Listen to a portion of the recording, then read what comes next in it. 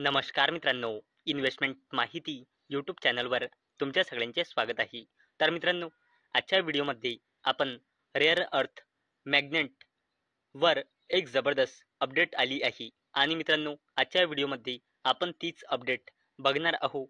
तसेच त्या अपडेटमुळे आपण कोणकोणत्या कंपन्यांना स्टडी करू शकतो ते पण आपण आजच्या व्हिडिओमध्ये बघणार आहोत. तर चला व्हिडिओ स्टार्ट करूया. तर मित्रांनो, इथे आपण व्हिडिओचं हेडिंग वाचू शकतो. इंडिया रीडीज ₹7,300 कोटी इन्सेंटिव्ह स्कीम फॉर रेअर अर्थ मॅग्नेट प्रोडक्शन. तर चला या अपडेटला डिटेलमध्ये समजून घेऊया. तसेच या अपडेटमुळे आपण कोणकोणत्या कंपन्यांना स्टडी करू शकतो हे पण आपण पुढे जाणून घेऊया. तर मित्रांनो, फायनान्स मिनिस्ट्रीच्या एक्सपेंडिचर फायनान्स कमिटीने अप्रूव्हल दिला आहे. कशासाठी?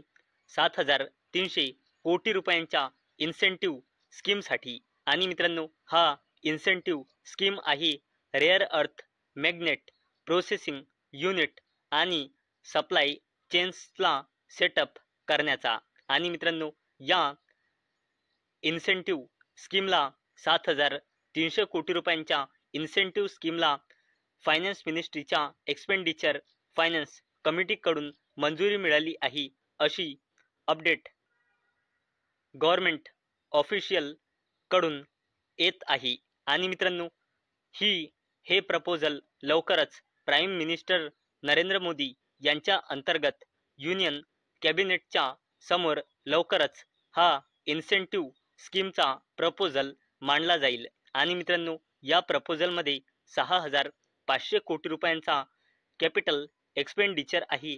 तसेच उरलेल्या 800 कोटी रुपयांचा प्रपोजल ऑपरेशन्स एक्सपेंडिचरसाठी वापरला जाईल. म्हणजे मित्रांनो, या 7,300 कोटी रुपयांच्या इन्सेंटिव्ह स्कीमचा यूज काय काय होणार आहे हे पण आपण इथे बघितले आहे.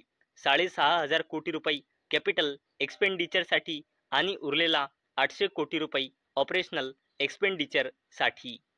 आणि मित्रांनो, जगातील प्रमुख पुरवठादार असलेल्या चीनने यावर्षी एप्रिलमध्ये 7 रेअर अर्थ एलिमेंट्स आणि फिनिश्ड मॅग्नेट्सवर निर्यात निर्बंध लादल्यानंतर हे महत्त्वाचे पाऊल उचलण्यात आले आहे. सुधारित नियमानुसार चीनी निर्यातदारांना परवाने मिळवावी लागतील आणि डिफेन्स क्षेत्रात वापरल्या जाणार नाही किंवा अमेरिकेला पुन्हा निर्यात केला जाणार नाही याची पुष्टी करणारे अंतिम वापराचे घोषणापत्र सादर करावे लागेल.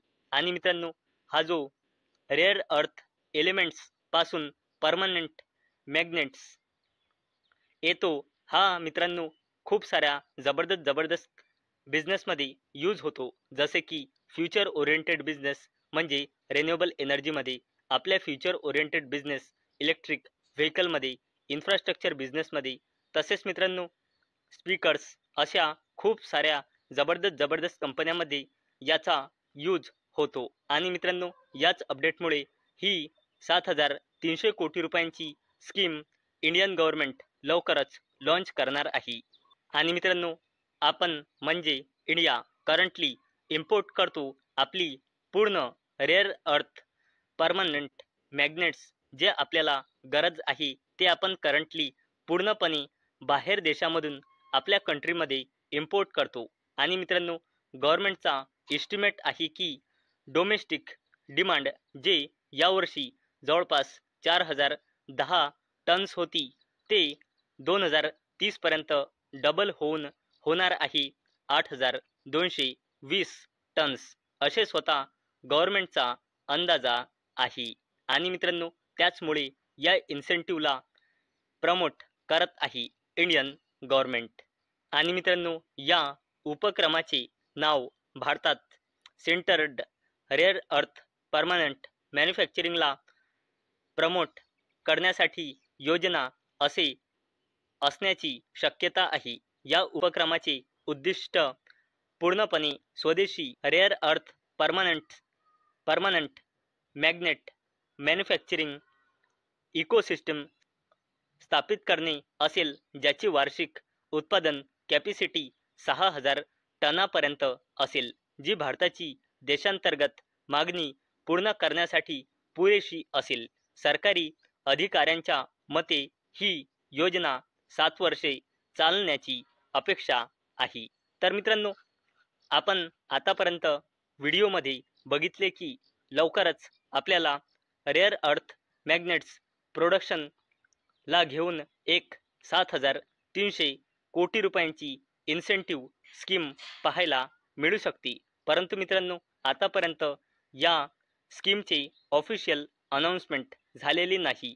तर चला मित्रांनो, जर या कंपनीचे ऑफिशियल अनाउन्समेंट झाले तर आपण या अपडेटमुळे कोणकोणत्या कंपन्यांना स्टडी करू शकतो हे आपण आता जाणून घेऊया. तर मित्रांनो, या अपडेटमुळे आपण हिंदुस्तान झिंक लिमिटेड या कंपनीला स्टडी करू शकतो. आणि मित्रांनो, अवेलेबल डेटानुसार म्हणजे सप्टेंबर 2025 नुसार या कंपनीमध्ये प्रमोटर्सची होल्डिंग आहे 61.84%, FISची होल्डिंग आहे 1.32%, DISची होल्डिंग आहे 4.92%, गव्हर्नमेंटची होल्डिंग आहे 27.92% आणि या कंपनीमध्ये पब्लिकची होल्डिंग आहे 4%. आणि मित्रांनो, जर आपण या कंपनीचे प्रमोटर्स बघितले तर या कंपनीमध्ये वेदांता लिमिटेडची 61.84% हिस्सेदारी आहे. म्हणजे मित्रांनो, हिंदुस्तान झिंक लिमिटेड ही कंपनी वेदांता लिमिटेडची सबसिडरी कंपनी आहे. आणि मित्रांनो, हिंदुस्तान झिंक लिमिटेड या कंपनीने आपली प्रमोटर प्लेजिंग पर्सेंटेज जबरदस्तपणे कमी केली आहे.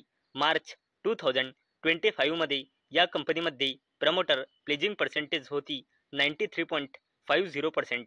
नंतर कंपनीने आपली प्रमोटर प्लेजिंग पर्सेंटेज कमी करून केली होती 11.24%.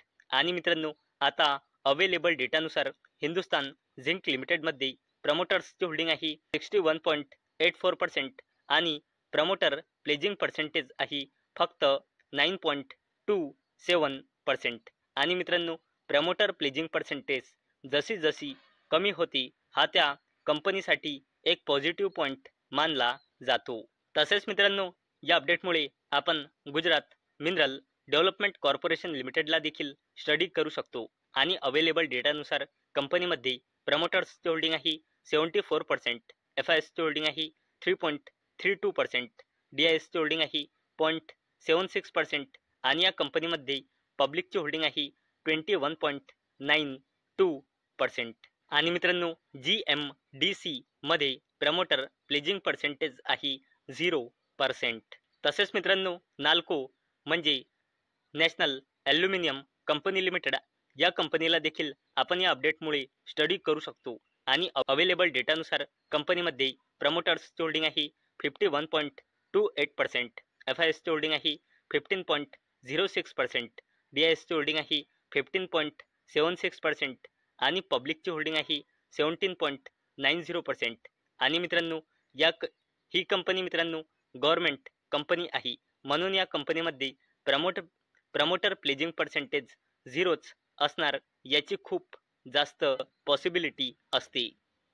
आणि मित्रांनो, आपण येथे बघू शकतो नाल्कोमध्ये प्रमोटर प्लेजिंग पर्सेंटेज 0% आहे. तसेच मित्रांनो, अपडेटमुळे आपण सोना BLW प्रिसिशन फॉर्गिन्स लिमिटेडला देखील स्टडी करू शकतो. आणि अवेलेबल डेटानुसार कंपनीमध्ये प्रमोटर्सची होल्डिंग आहे 28.02%, FISची होल्डिंग आहे 29.75%, DISची होल्डिंग आहे 34.60% आणि पब्लिकची होल्डिंग आहे 7.64%. आणि मित्रांनो, सोना BLW या कंपनीमध्ये प्रमोटर प्लेजिंग पर्सेंटेज आहे 0%.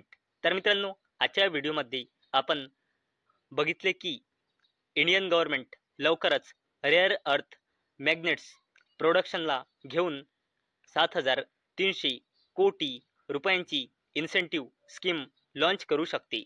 तसेच मित्रांनो, या अपडेटमुळे आपण कोणकोणत्या कंपन्यांना स्टडी करू शकतो हे पण आपण आजच्या व्हिडिओमध्ये बघितले आहे. तर मित्रांनो, मला अपेक्षा आहे आजचा आपला व्हिडिओ तुम्हाला इन्फॉर्मेटिव्ह वाटला असेल. तर मित्रांनो, जर तुम्हाला हा व्हिडिओ इन्फॉर्मेटिव्ह वाटला असेल तर या व्हिडिओला लाईक करा आणि चॅनलला सबस्क्राईब करा. आणि मित्रांनो, हा व्हिडिओ फक्त आणि फक्त एज्युकेशन पर्पजसाठी बनवलेला आहे. माझ्याकडून काहीही रेकमेंडेशन नाही की तुम्ही या स्टॉक्सना बाय करा, सेल करा किंवा होल्ड करा. तर चला भेटूया नेक्स्ट व्हिडिओमध्ये. तोपर्यंत टाटा, बाय बाय.